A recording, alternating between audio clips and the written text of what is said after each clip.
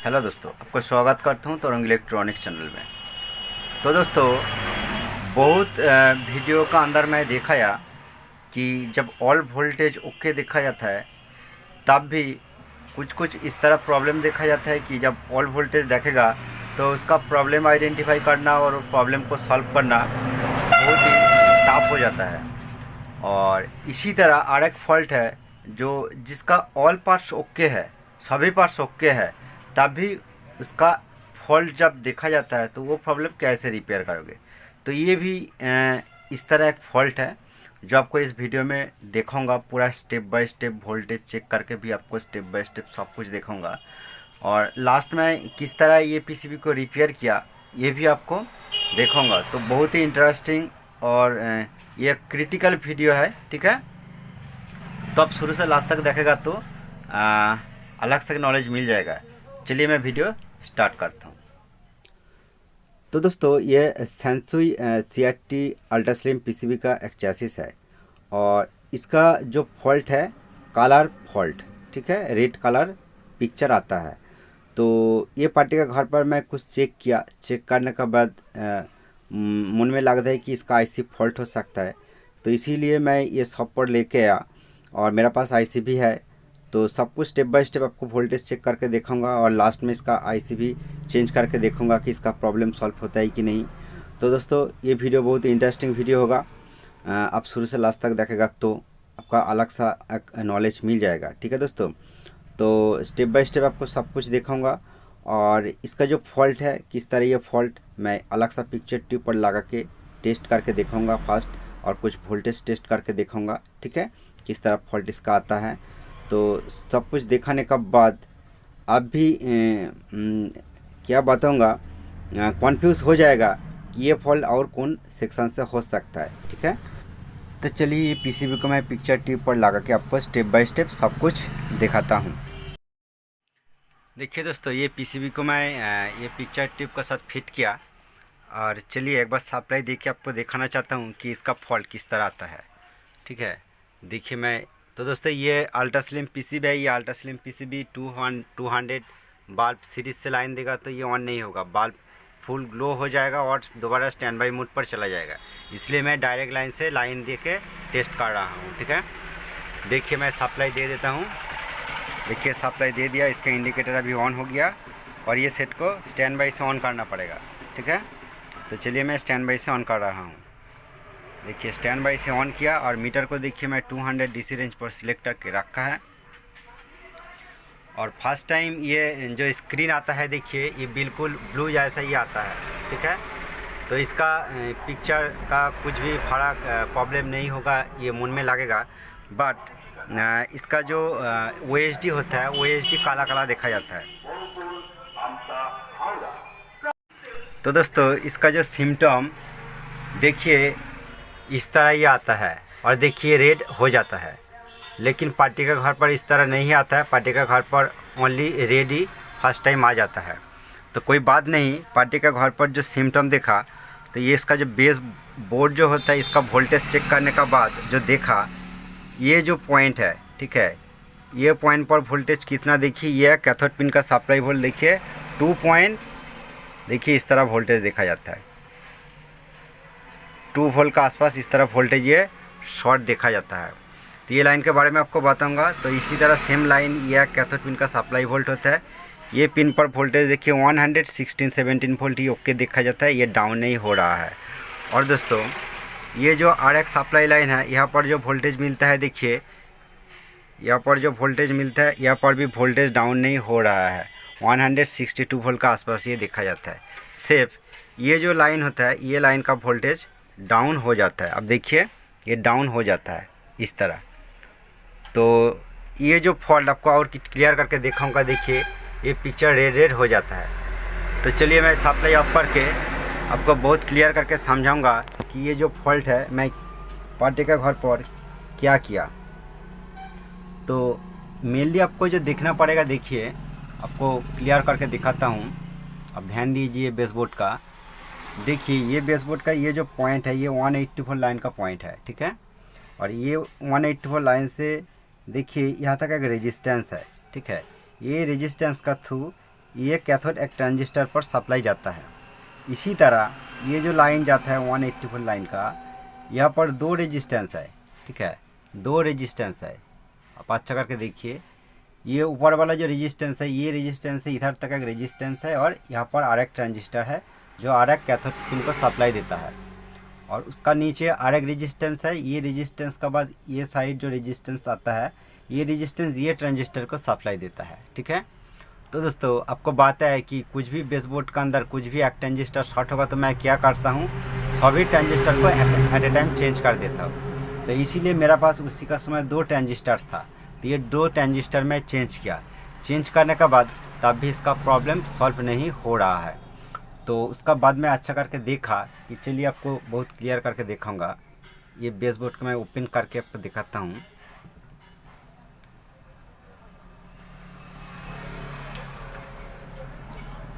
ये देखिए, ये जो मोटा मोटा रेजिस्टेंस देखा जाता है, आप अच्छा करके देखिए, ये 2 रेजिस्टेंस सेम वैल्यू का रेजिस्टेंस है। ये रेजिस्टेंस देखिए हल्का काला टाइप हो गया, तो ये ओवरलोड होने का वजह ये काला टाइप हो गया, और ये रेजिस्टेंस ओवरहीट होने लगता है, क्योंकि ये इसका आउटपुट वोल्टेज ड्रॉप होने का रीजन से इसका वोल्टेज ये रेजिस्टेंस ओवरहीट हो जाता है। बट ये जो रेजिस्टेंस है, अब देखिए तो दोस्तों ये 12K का रेजिस्टेंस है। ये रेजिस्टेंस नॉर्मल हीट और ये रेजिस्टेंस नॉर्मल हीट, सिर्फ ये जो रेजिस्टेंस है ये 12K का जो रेजिस्टेंस ये ओवरहीट होने लगता है। तो इसका बहुत कुछ रीज़न हो सकता है, तो इसीलिए ये रेजिस्टेंस जो ये ट्रांजिस्टर को सप्लाई देता है, ये ट्रांजिस्टर को मैं चेंज किया। ये ट्रांजिस्टर का जो नंबर है ये बेसबोर्ड का अंदर आपको दिखाता हूँ, 422, ठीक है। ये ट्रांजिस्टर का जो नंबर है 422।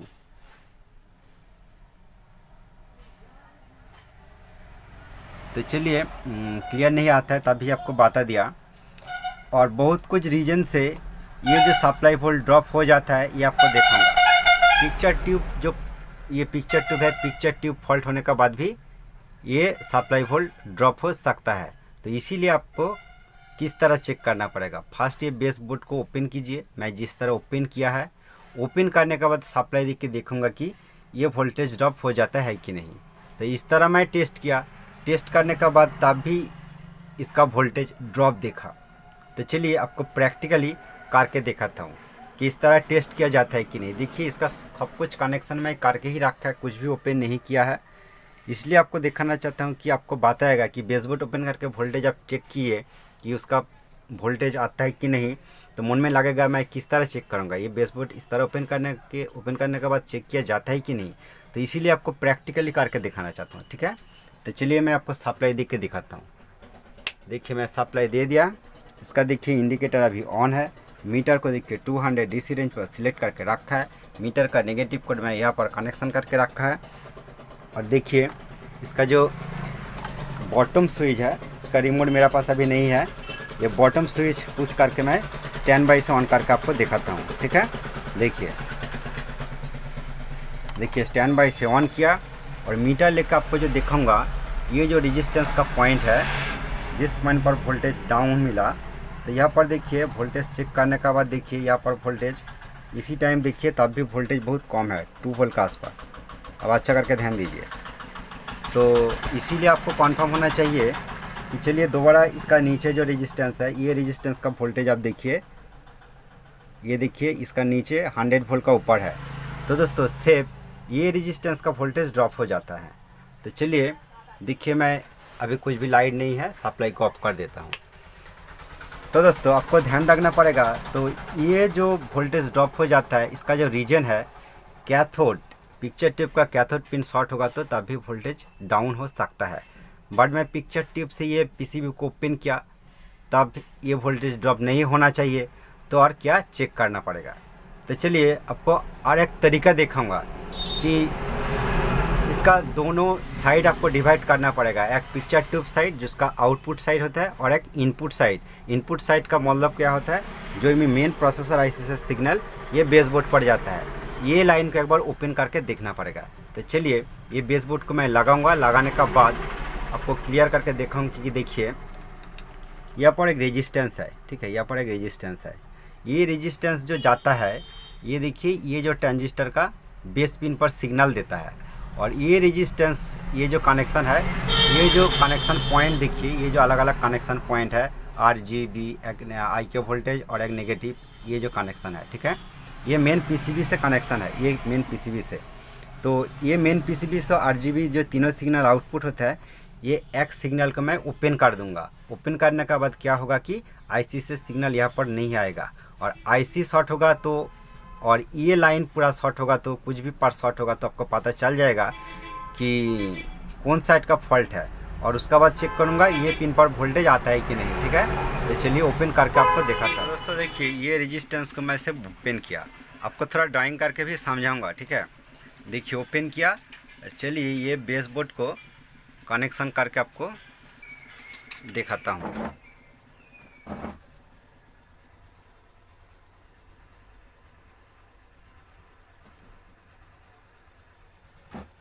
देखिए मैं ये बेसबोर्ड को थोड़ा टाइट किया, और इसी टाइम चलिए सप्लाई दे के आपको दिखाता हूँ। देखिए मैं सप्लाई दे दिया, इसके इंडिकेटर अभी ऑन है, स्टैंड बाई से ऑन करना पड़ेगा। चलिए मैं स्टैंड बाई से ऑन कर रहा हूँ। देखिए स्टैंड बाई से ऑन किया, और ये जो रेजिस्टेंस का जो सप्लाई ट्रांजिस्टर पर जाता है, यहाँ पर अभी कितना वोल्ट है देखिए। यहाँ पर अभी देखिए स्क्रीन पर देखिए ये फिक्स्ड रेड कलर प्रॉब्लम आ गया, और यहाँ पर वोल्टेज कितना है देखिए। वोल्टेज बहुत हाई लगता है, तो कोई बात नहीं, मैं 600 DC रेंज पर सिलेक्ट किया, और यहाँ पर कितना वोल्ट आता है देखिए, 200 वोल्ट का ऊपर ये आ जाता है। और इसका नीचे कितना वोल्ट है, यहाँ पर देखिए 104 वोल्ट के आसपास जिस तरह वोल्टेज था। और ये रेजिस्टेंस देखिए पूरा अनलोड कंडीशन पर हो गया, ये रेजिस्टेंस पूरा अनलोड कंडीशन पर हो गया, तो इसीलिए वोल्टेज देखिए ड्रॉप नहीं हो रहा है। और उसका नीचे ये लोड कंडीशन पर है, तो इसीलिए रेजिस्टेंस पर वोल्टेज देखिए 100 वोल्ट का आसपास है। तो क्या लगता है, तो चलिए थोड़ा ड्राइंग करके आपको समझाऊंगा। तो दोस्तों मैं टाइम वेस्टेज नहीं करूंगा, तो इसलिए मैं थोड़ा सा ड्राइंग करके रखा है, ठीक है। तो ये जो बेसबोर्ड देखिए, ये बेसबोर्ड का ये जो इनपुट पॉइंट है, जो मेन PCB से कनेक्शन यहाँ पर आता है, ठीक है, मेन PCB से कनेक्शन यहाँ पर आता है, ठीक है। यहाँ पर कितना पॉइंट है देखिए, मैं लिख के रखा है, देखिए 1 2 3 RGB, ठीक है, तीनों सिग्नल यहाँ पर आता है, और एक IQ वोल्ट होता है, और एक नेगेटिव होता है, ठीक है।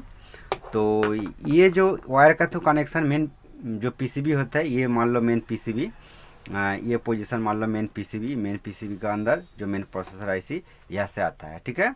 और ये जो ड्राइंग में की, ये बेसबोर्ड का ड्राइंग है। तो सिंपल सा तीनों कैथोड पिन को सप्लाई देने के लिए तीनों ट्रांजिस्टर यूज़ होता है, ठीक है। मान लो वो PCB पर जो ट्रांजिस्टर था 422, ठीक है, 422 का ट्रांजिस्टर, और यहाँ पर 2330 भी ट्रांजिस्टर हो सकता है, 2482 ट्रांजिस्टर भी हो सकता है, ठीक है, कुछ भी ट्रांजिस्टर हो सकता है।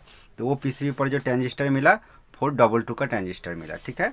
मान लो ये तीनों 422 का ट्रांजिस्टर है। तो फर्स्ट ये जो सिग्नल, ठीक है, RGB जो सिग्नल मेन प्रोसेसर IC से आता है, ये सिंपल सा लाइन है, ठीक है। ये जो पॉइंट है, ये पॉइंट का बाद तीनों रेजिस्टेंस तीनों सिग्नल लाइन का अंदर ही देखा जाता है। मान लो ये जो एक पॉइंट है, ये पॉइंट से जो सिग्नल लाइन का ये जो रेजिस्टेंस है, ये रेजिस्टेंस, और ये जाता है ट्रांजिस्टर का बेस पिन पर, ठीक है, ये जो रेजिस्टेंस है। और ये जो ट्रांजिस्टर देखिए, ट्रांजिस्टर का बेस पिन पर जाता है। तो ये जो रेजिस्टेंस है, ये रेजिस्टेंस देखिए, ये ट्रांजिस्टर का बेस पिन पर जाता है। इसी तरह सेमी लाइन सेमी तरह एक एक ट्रांजिस्टर का बेस पिन पर जाता है। तो ये सभी ट्रांजिस्टर तीनों रेजिस्टेंस का वैल्यू 10 ओम्स का होता है, ठीक है। तो ये रेजिस्टेंस को मैं ये पोजीशन ओपन करने का बाद ये ट्रांजिस्टर पर वोल्टेज मिला, कौन पोजीशन पर, ये पोजीशन पर वोल्टेज मिला। तो ये पोजीशन जो होता है, ये आपको जो दिखा है, ये जो दो रेजिस्टेंस देखा जाता है, ये दो रेजिस्टेंस का ये साइड, ठीक है, जो ट्रांजिस्टर का कलेक्टर पिन पर सप्लाई देता है। और एक रेजिस्टेंस ये एक ट्रांजिस्टर का, ये ट्रांजिस्टर का कलेक्टर पिन में सप्लाई देता है।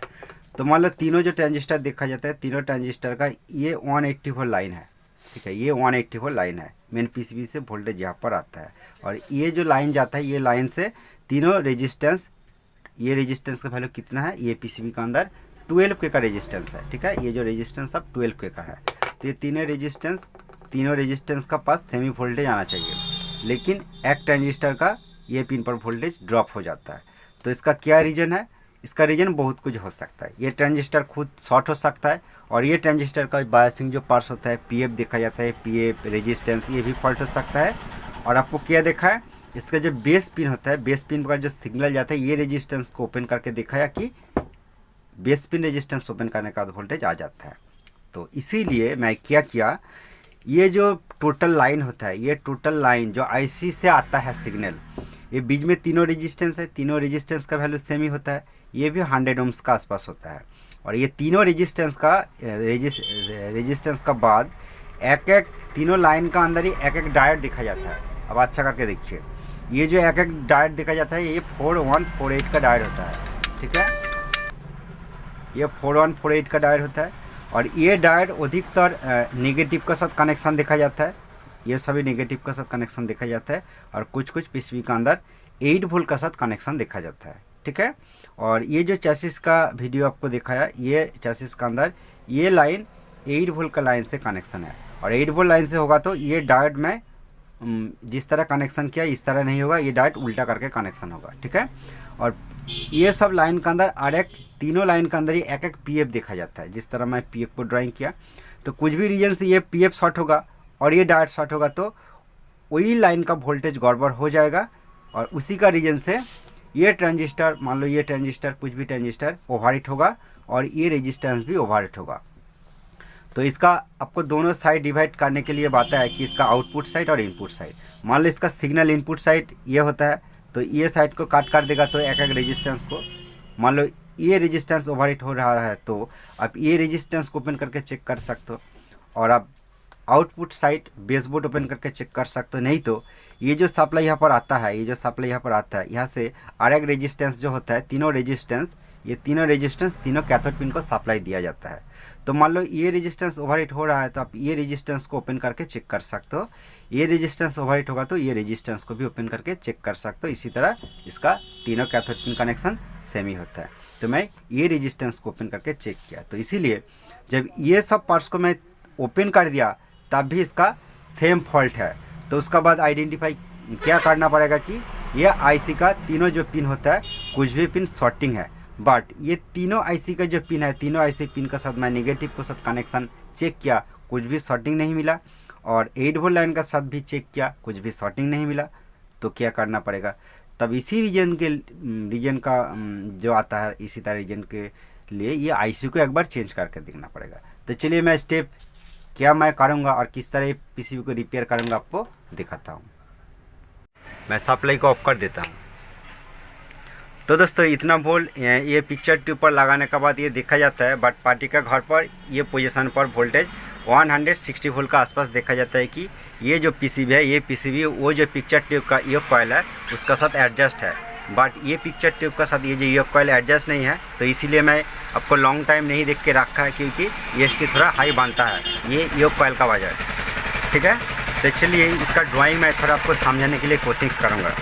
तो दोस्तों उसका बाद मैं क्या किया आपको दिखाता हूँ। ये रेजिस्टेंस को मैं दोबारा कनेक्शन किया, कनेक्शन करने के बाद ये जो लाइन जाता है बीच में, ये जो लाइन जाता है आप अच्छा करके देखिए, ये पॉइंट का साथ कनेक्शन है, और ये पॉइंट और कुछ भी पार्ट्स का साथ कनेक्शन नहीं है। और यहाँ से एक वायर है, जो ये जो पॉइंट है पीसीबी का, मेन पीसीबी का, ठीक है। यहाँ पर तीनों RGB का पॉइंट है, आप देखिए यहाँ पर ये R पिन, ये G पिन और ये B पिन। RGB तीनों सिग्नल आईसी से आउटपुट होता है, बीच में एक एक रेजिस्टेंस देखा जाता है, ठीक है। और ये तीनों लाइन का साथ देखिए एक पीएफ है, और पीएफ का साथ और एक 4148 डायोड है। सेम ही तीनों लाइन का साथ एक एक पीएफ और एक एक डायोड देखा जाता है। तो इसीलिए ये पीएफ और डायोड को मैं ओपन कर दिया, क्योंकि कुछ भी रीजन से ये लाइन का पीएफ और डायोड लीकेज होगा और शॉर्ट होगा, तब भी इस तरह फॉल्ट हो सकता है, ठीक है। तो ये डायोड और पीएफ ओपन करने के बाद भी तब भी प्रॉब्लम सॉल्व नहीं हो रहा है, बट इसका जो RGB पिन वोल्टेज होता है ये भी ओके देखा जाता है। चलिए मैं आपको प्रैक्टिकली करके दिखाता हूँ। ये सप्लाई रेजिस्टेंस को मैं, ये जो सिग्नल सप्लाई रेजिस्टेंस को मैं ओपन करके रखा है, ये जो सप्लाई, ये जो रेड, ठीक है, ये जो रेड पॉइंट है, यहाँ से जो वायर कनेक्शन है ये डायरेक्ट बेसबोर्ड पर जाता है, ठीक है, बेसबोर्ड पर जाता है। तो ये सिग्नल को मैं काट कर दिया। जब मैं काट किया तो आईसी से जो सिग्नल आउटपुट होता है ये बेसबोर्ड का अंदर, ये जो आउटपुट पॉइंट ट्रांजिस्टर पर नहीं जा रहा है, ठीक है। तो चलिए इसी टाइम आपको दोबारा वोल्टेज चेक करके यहाँ पर दिखाऊंगा कि ये सबसे डाउट पॉइंट है। देखिए मैं सप्लाई दे दिया और सप्लाई देने के बाद देखिए इसका इंडिकेटर ऑन है और चलिए मैं स्टैंड बाई से ऑन कर देता हूँ। देखिए स्टैंड बाई से ऑन किया, आपको इसी टाइम दिखाऊंगा। यहाँ पर आप ध्यान दीजिए ये तीनों पिन पर देखिए ये आर पिन है, आर पिन पर कितना वोल्ट देखिए। चलिए मैं थोड़ा डाउन करके दिखाता हूँ। देखिए आर पिन पर देखिए 2.3 वोल्ट, ठीक है। और उसका बाद जी पिन पर कितना वोल्ट देखिए 2.2 वोल्ट, ठीक है। और उसका बाद ये जो बी पिन है, ये बी पिन है, ये बी पिन पर वोल्टेज देखिए 3.5 वोल्ट। तो मन में लगेगा कि थोड़ा सा कम बेसी हो सकता है, इस तरह देखा जाता है कि मैं सप्लाई देके रखा है, मैं ऑफ कर देता हूँ। तो दोस्तों ये वोल्टेज मेजर करके इसका आइडेंटिफाई करना भी बहुत टफ लगता है, बट ये जो सिग्नल वोल्टेज सब आता है मेन प्रोसेसर आईसी से ही आता है। तो मन में लगता है कि ये जो आरजीबी तीनों पिन होता है कुछ भी पिन शॉर्ट हो सकता है, तो इसीलिए मैं ये जो नेगेटिव के साथ कनेक्शन किया, ये एक एक पिन को भी नेगेटिव के साथ चेक किया, इसका जो ओम्स मिला सभी सेम ही मिला, तो कुछ भी शॉर्टिंग नज़र में नहीं आ रहा है। बट ये रेजिस्टेंस को जब मैं कनेक्शन दे देता हूँ, जब आईसी का सिग्नल ये ट्रांजिस्टर पर मैं दे देता हूँ, तो वोल्टेज ड्रॉप हो जाता है। तो दोस्तों ये कन्फ्यूज दूर करने के लिए एक बार ये प्रोसेसर आईसी को ही चेंज करके देखना पड़ेगा। तो चलिए मेरे पास एक न्यू आईसी है, ये आईसी लगा के एक बार देखता हूँ। तो दोस्तों देखिए ये पोजीशन से मैं आईसी को ओपन किया, ठीक है। ये आईसी को ओपन करने के बाद फर्स्ट ये बेस लगाऊंगा आईसी का, ठीक है। ये बेस लगाने के बाद ये बेस का अंदर ये आईसी मैं लगाऊंगा, ठीक है, न्यू आईसी मैं लगाऊंगा। चलिए मैं फटाफट ये कनेक्शन करके आपको दिखाता हूँ। तो दोस्तों फाइनली मैं ये बेस बोर्ड का अंदर ये आईसी का बेस लगाया और न्यू आईसी लगाया, और ये जो रेजिस्टेंस डायोड और पीएफ में फर्स्ट ओपन करके रखा है, तो ये भी अभी तक ओपन करके रखा है। इसका जो रेजिस्टेंस, जो सिग्नल रेजिस्टेंस को मैं ओपन किया था, ये मैं कनेक्शन कर दिया। और चलिए मैं इसी टाइम में सप्लाई दे के आपको दिखाता हूँ। तो उसका पहले पीसीबी को मैं थोड़ा सा सेट कर लेता हूँ। तो दोस्तों फाइनली मैं सप्लाई दे दिया और इसका पावर इंडिकेटर अभी ऑन है। और इसी टाइम आपको एक बार दिखाऊंगा कि इसका ईएसटी सप्लाई कितना है। इसका ईएसटी सप्लाई कितना है 60 वोल्ट, क्योंकि मैं स्टैंड बाई से ऑन नहीं किया है। इसका आईसी का आरजीबी देखिए, आरजीबी आउटपुट वोल्ट मैं इसी टाइम देखिए 0 है, ठीक है। आरजीबी सभी वोल्ट 0 है, क्योंकि मैं स्टैंड बाई से ऑन नहीं किया है, ठीक है। तो चलिए मैं स्टैंड बाई से ऑन करके आपको दिखाता हूँ।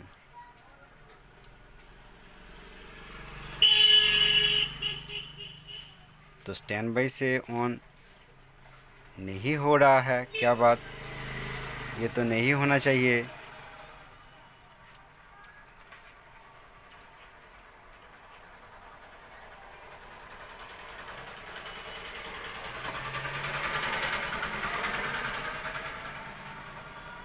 देखिए दोस्तों मैं न्यू आईसी लगाया और इसका इंडिकेटर देखिए अभी ऑन है।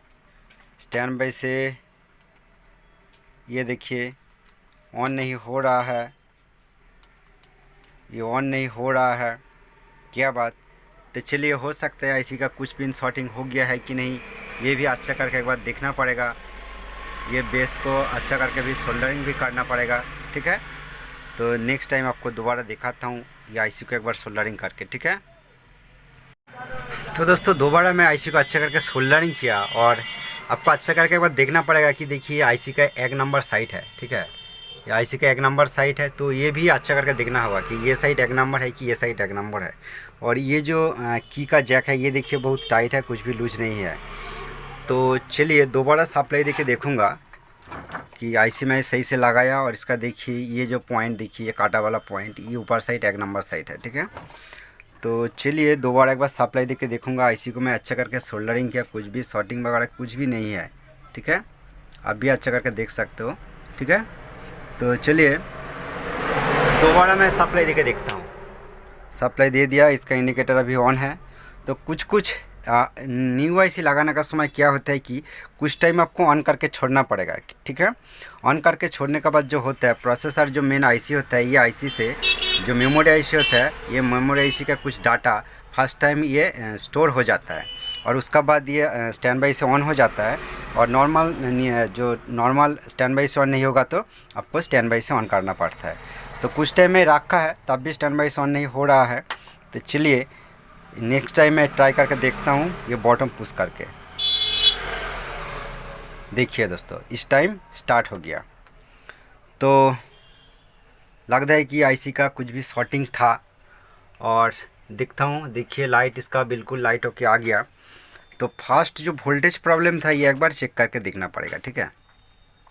तो इसीलिए मीटर को 200 DC रेंज पर सिलेक्ट करके ही रखा है, ठीक है। और ये जो कैथोड पिन का वोल्टेज डाउन था, ये जो पिन वोल्टेज आपको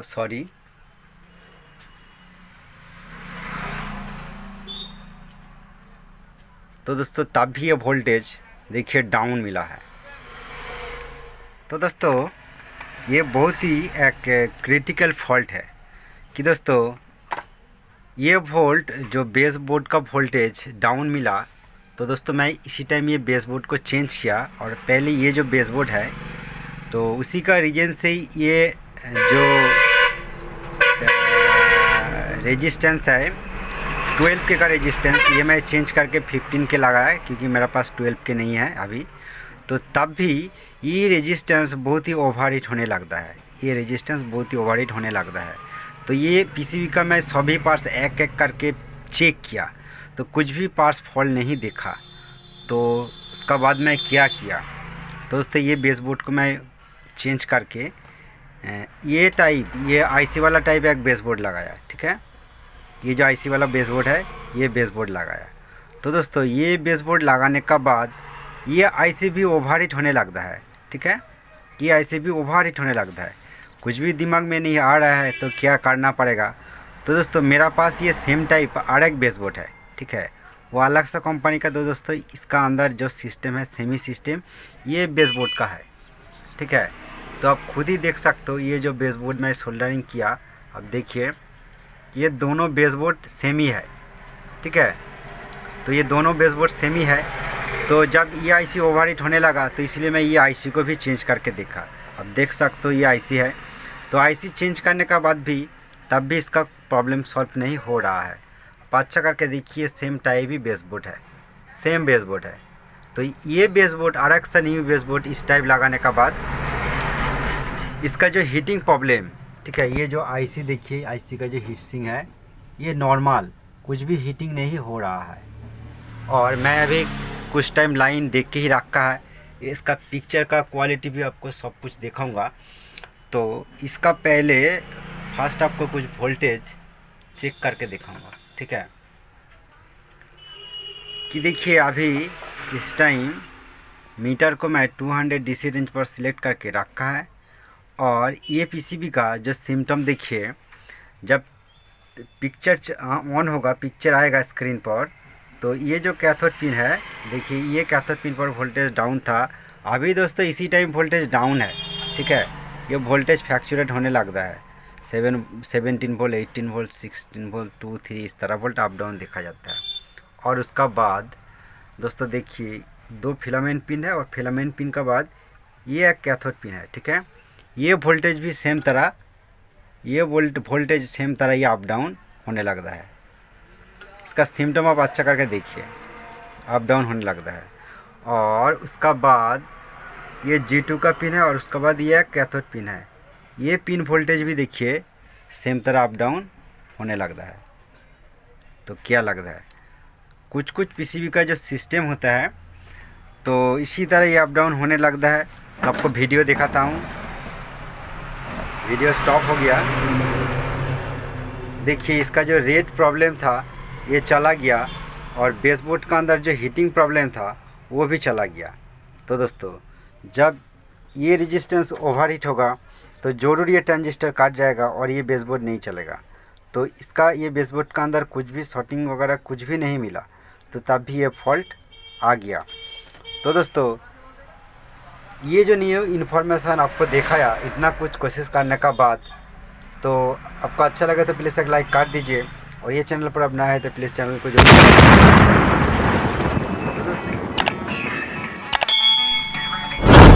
तो दोस्तों फाइनली पीसीबी को मैं पार्टी का घर पर फिटिंग्स कर दिया, तो इसका पिक्चर क्वालिटी सब कुछ बिल्कुल ओके हो गया।